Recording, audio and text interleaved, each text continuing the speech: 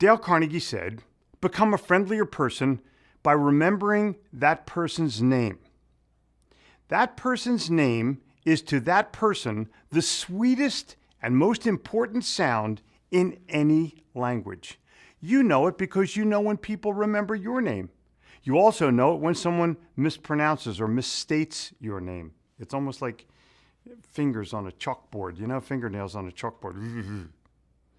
And sometimes you'll even correct them, and you'll correct them in a reprimanding kind of way. Hi, Marianne. No, it's Mary. Know what I mean?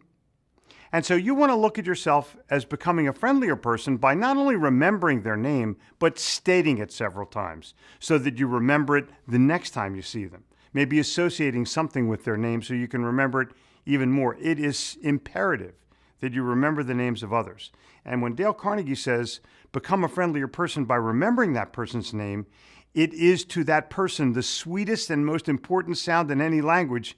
He knows what he's talking about.